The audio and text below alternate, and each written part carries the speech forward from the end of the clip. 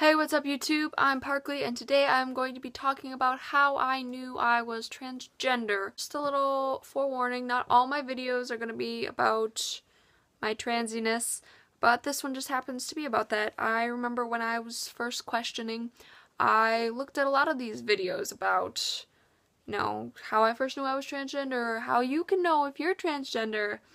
Now, honestly, I think that only you can make that decision about yourself. Only you can decide whether or not you're transgender.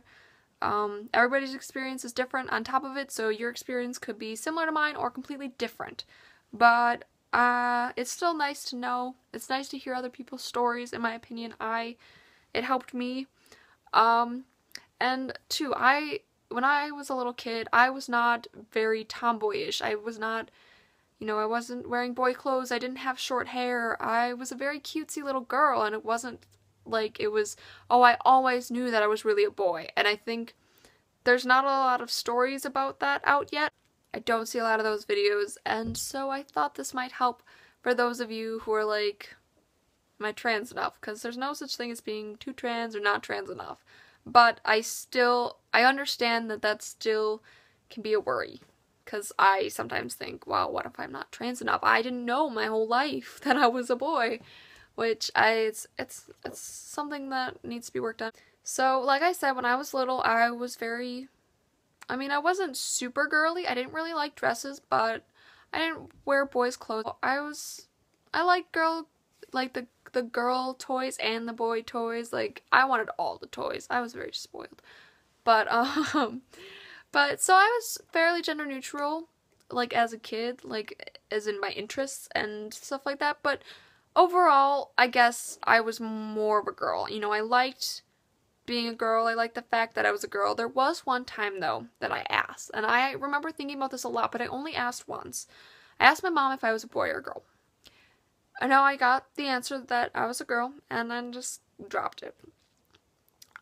Sometimes I wonder if it had been different, if it would have been kind of like, I don't know, what do you feel like? If things would have turned out different, but I try not to worry about that because, past is in the past.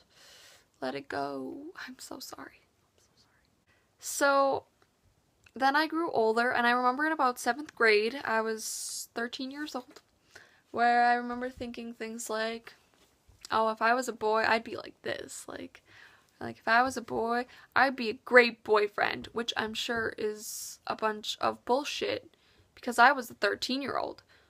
And I was kind of a whiny 13-year-old, kind of like one of those spoiled brats. I am very sorry to everybody who knew me at that time, but that was me, so I highly doubt I would have put a good boyfriend, but that's how that shit went down. And so then I went into my very girly phase. If you watched my introduction video, I talked about having a beauty channel. This was that time in my life. This was really the only period in my life where I was into wearing dresses and skirts. I did a lot of the makeup stuff, and that part of my life did affect me.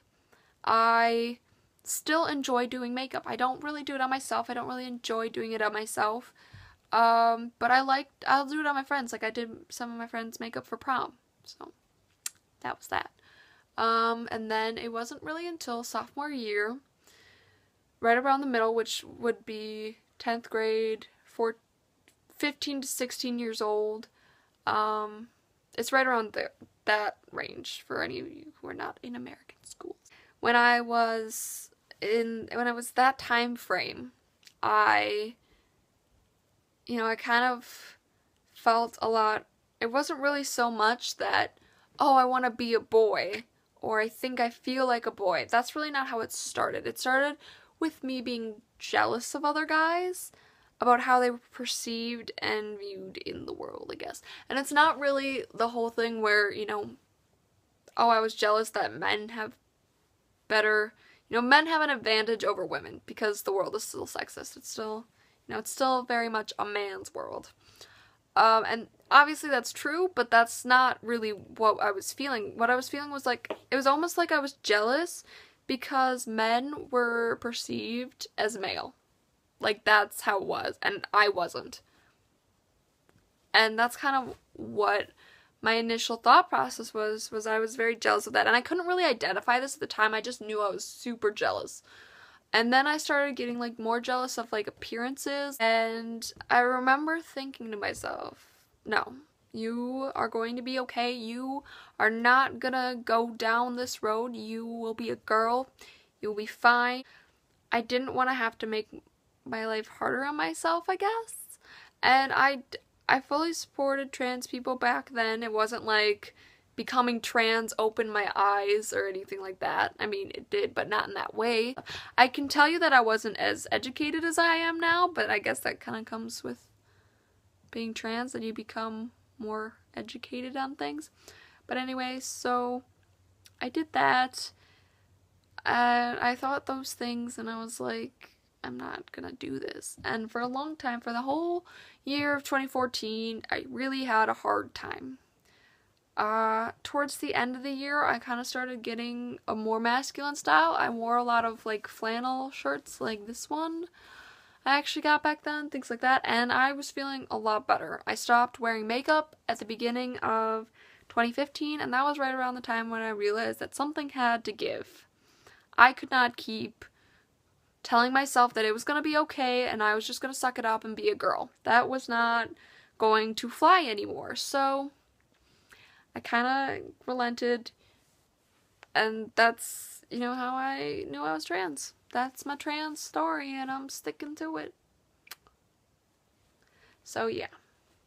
I hope that this was helpful for some of you. Maybe some of you can relate to it. Well, you can probably all relate. All trans people can relate to it, at least a little bit, maybe. Especially the feeling of out of placeness. I hope you enjoyed this video, and I will see you guys in the next one. Be on the lookout for it, because you know it'll be great. That was my cat.